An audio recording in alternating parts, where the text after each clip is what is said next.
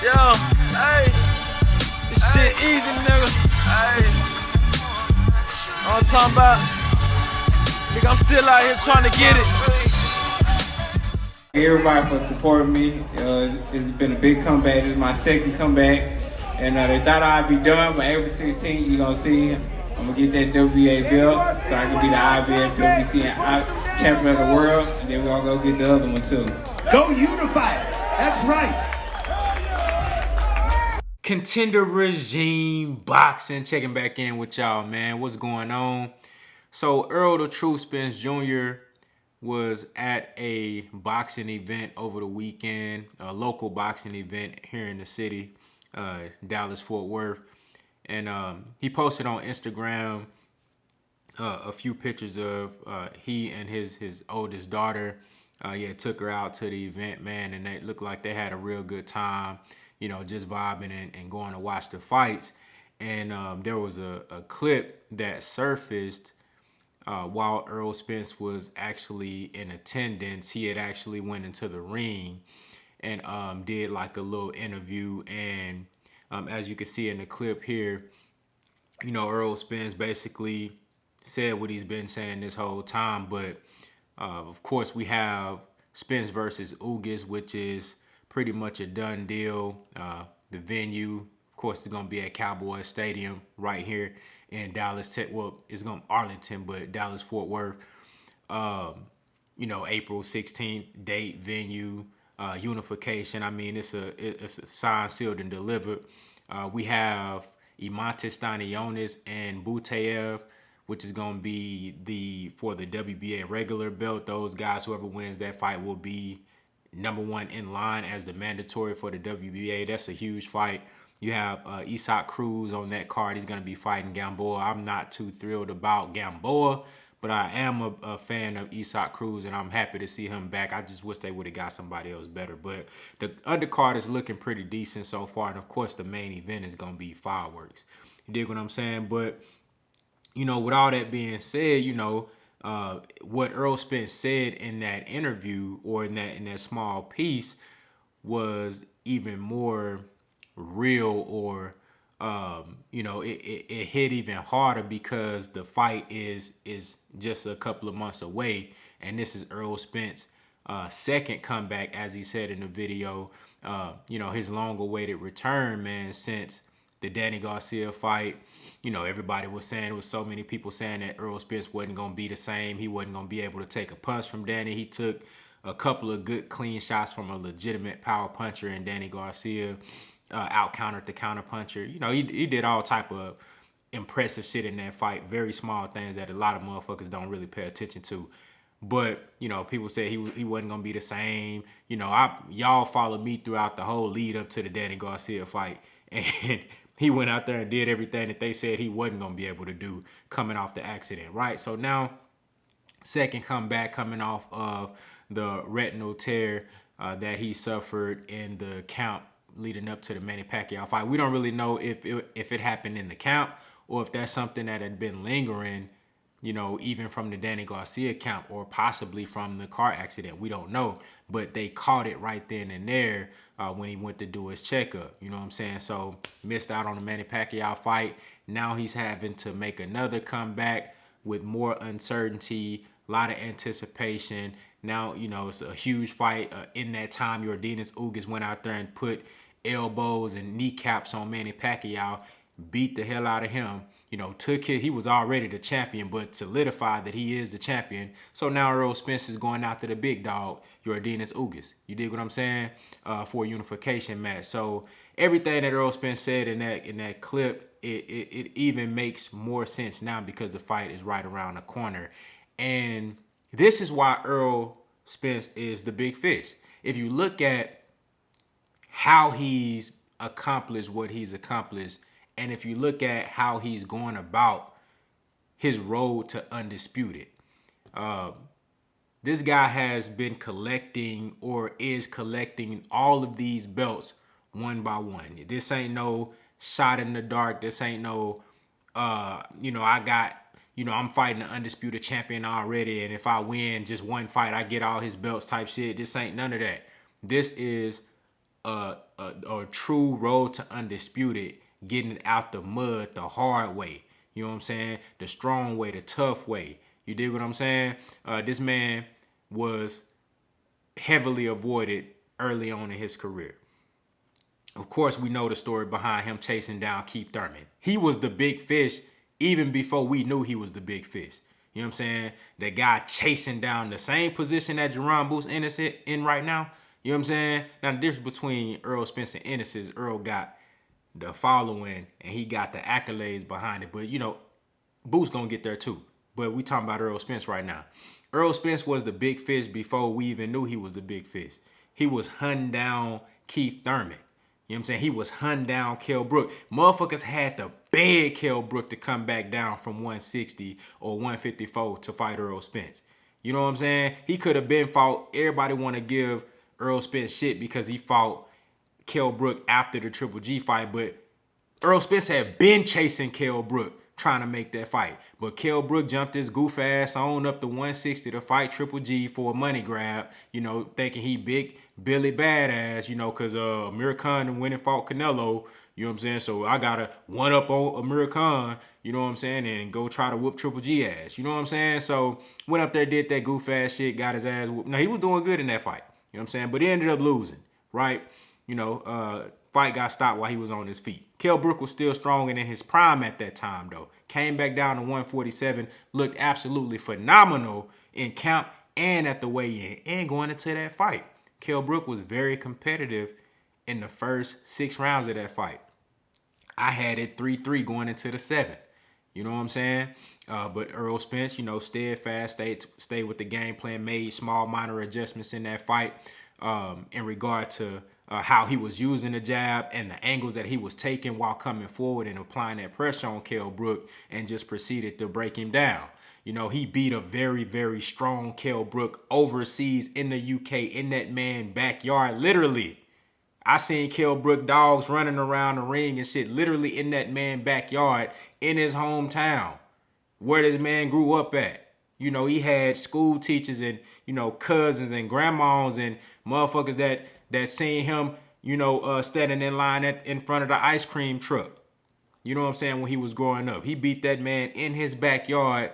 Errol Spence walking out to the ring, they booing, throwing chocolate brownies and shit at him. You know what I'm saying? Going crazy. This man went over there and took that man belt off the muscle after chasing him down. After chasing down Keith Thurman, he couldn't get the Keith Thurman fight. He was chasing down Danny Garcia. Danny Garcia didn't want no smoke. He was chasing down Sean Porter. Sean Porter didn't want no smoke. This before Terrence Crawford even was a thing. You know what I'm saying? Terrence Crawford, wasn't nobody even thinking about Terrence Crawford versus Errol Spence. Everybody was talking about Errol Spence and Keith Thurman. You know what I'm saying? Errol Spence done went and he was chasing down everybody till he finally got his hands on Kell Brook. Now remember, it was what was the dude, Konstantin Ponomarev? He was supposed to fight Errol Spence for the mandatory spot. But he ducked out of the fight. Errol Spence ended up having to fight Leonard Bundu. You know what I'm saying? He went out there and stopped Leonard Bundu. You know what I'm saying? In order to get that opportunity to fight Kell Brook. Finally got his hands on him, went out there and broke Kell Brook eye socket. Right? Okay. After that, you know, Errol Spence, you know, he fight what's my man name? Carlos Ocampo, right here in Dallas, Texas. You dig what I'm saying? In Frisco, actually, at the Star, you know, DFW. You know what I mean? Hometown fight, sold out the Star, 15,000 plus, beautiful turnout. Man, he went out there and did his thing, stopped Ocampo in the first round, right? Undefeated, mandatory. You know what I'm saying? Son slight. It wasn't, you know, wasn't nobody expecting Ocampo to be shit. But, you know, he went out there, whooped on Lamont Peterson. You know what I'm saying? Kicking ass and taking names. Then he finally, you know, went out there and whooped on Mikey Garcia. You know, a lot of motherfuckers was saying Mikey Garcia, he's more skilled than Errol Spence. You know, he more skilled. And remember, Errol Spence took the Mikey Garcia fight because nobody else wanted no smoke with him. Errol Spence wanted Manny Pacquiao. He wanted Keith Thurman. He wanted Sean Porter, who had just became a champion at that time. That's who he wanted. Nobody wanted smoke with him. You dig what I'm saying? So he fought Mikey Garcia. He the only one stepped up. You know what I mean? Mikey Garcia going there and get his ass whooped. Okay, bet. Now Errol Spence, now Sean Porter finally gets the nuts to fight Errol Spence. Unification match in LA. Great fight. A fantastic fight. I thought that fight should have been Fight of the Year. That was a hell of a fight. That reminded me of the classic welterweight matches, you know, back in the Hagler and Hearns and Leonard days. You know what I'm saying? The motherfuckers was going back and forth. But that show you right there, it ain't all about skills. It's all about skills. But what I mean, hear me, listen to me, because y'all know I'm a skills guy. It's not all about this fighter just being better than this fighter. Styles make fights. And that's why you got that type of fight with Sean Porter and Errol Spence. You got two motherfuckers that was colliding, going at each other, and that shit was low-key personal. You know what I'm saying? Errol Spence made it his business to say, I'm finna stand in the phone booth and fight this motherfucker. I ain't finna try to box him because I know that's what he want me to do. I'm finna stand right here and we gonna go toe-to-toe. And he won. He got that shit out the mud, the hard way, the tough way, the strong way. You know what I'm saying? He got that shit out the mud. He took Sean Porter belt. He snatched that bitch off Sean Porter. You know what I mean? When Sean Porter, and in my opinion, that night in a loss, that was the best Sean Porter I ever seen. That was the most skilled, most complete, and well put together, the most motivated Sean Porter that I've ever seen fight. And Errol Spence went out there and snatched the belt up off of him. You know what I'm saying? When it was crunch time, it was clutch time. You know, he got the knockdown. What was that? The 10th round? Clutch. He needed that, in my opinion. I thought that was the difference in the fight. Even though Errol did the better work for the majority of the fight, Sean Porter had a lot of good moments. Snatched the belt off Sean Porter. He had the car accident, of course. Came back, you know, said, fuck it. You know what I mean? Fuck that. Fuck all that, you know, waiting and, you know, trying to get a tune up and taking long layouts. No, pandemic here, but fuck that. I want to go get Danny Garcia because he was already scheduled to fight Danny Garcia that following January. Fresh off the accident, bro, and go beat Danny Garcia. You know what I'm saying? Then was lined up to fight Manny Pacquiao. Of course, that didn't happen. Now we have Yordenis Ugas, stronger than ever, coming off the best win in his career, arguably the best win amongst all current welterweights. Beat Manny Pacquiao, who had came off of beating undefeated, who should have been unified champion Keith Thurman in his prime. You know what I'm saying? Errol Spence is fighting the top dogs and going after these guys and taking their belts one by one. Now, Ugas ain't no pushover. I give Ugas every opportunity to win this fight. Do I think he gonna beat Errol Spence? No. But I think he very well can. And Errol Spence is fighting Yordenis Ugas when he's at the top level of his game. If you look at Ugas' past performances, they all have been very, very impressive. Even the Sean Porter fight where a lot of people thought he won that fight. Ugas has been extremely impressive, beat undefeated Omar Figueroa, dominated him. Went out there, dominated Manny Pacquiao. You know what I'm saying? And if you look at the skill of Yordenis Ugas, his ability and his success rate with southpaws, I mean, this is a very dangerous fight for Errol Spence. But yet again, Errol Spence now has the reputation, the accolades, the accomplishments. You know what I'm saying? He got the fan base, the support system. He got a whole region. You know what I'm saying? He got everything that comes with being the big fish. On top of that, instead of him actually being the guy that's being hunted, which there are guys calling him out. Of course, it's some interest there. You're going to get a nice little bag getting in there with Errol Spence. You're going to get exposure. And if you can beat him, your name going to ring bells. So in that regard, you know, he's heralded and motherfuckers want to get in the ring with him. But even with him being in that position, he's still the big fish. He's the one hunting these guys. He going after Yordenis Ugas because he want to be the unified. He want to be undisputed. Even coming off the eye situation. He was going to fight Manny Pacquiao. Now he's fighting the guy that beat Manny Pacquiao. This is why Errol Spence is the big fish. And if you listen in that clip early in the video where Errol Spence said, I'm going to go get this dub versus Ugas, take his belt, And then I'm going to go get that other one too. Because I want to be undisputed. Terrence Crawford not chasing Errol Spence. Errol Spence is hunting Terrence Crawford. Errol Spence is hunting Yordenis Ugas. Errol Spence had a plan throughout this whole time of I'm going to collect all of these belts on this side where it's easy to make these fights business-wise. And then that guy right there, which I know and respect, Errol Spence has always had an affinity for Terrence Crawford, his ability in the ring. Always respected him from that standpoint, but never no friendly shit. It's always, look, I'm going to take care of this shit. I'm going to get all these belts and I'm going to come take your shit. I have numerous clips where Errol Spence has said, I'm going to get these belts and I'm going to come take Terrence Crawford shit. And that's exactly what he's been saying and doing this whole time. That's been the goal and the plan this whole time. Now we have Errol Spence versus Ugas unification match, and it's only one left after that. And that's Terrence Crawford. You dig what I'm saying? I heard Terrence Crawford come out recently say he know Errol Spence ain't ducking.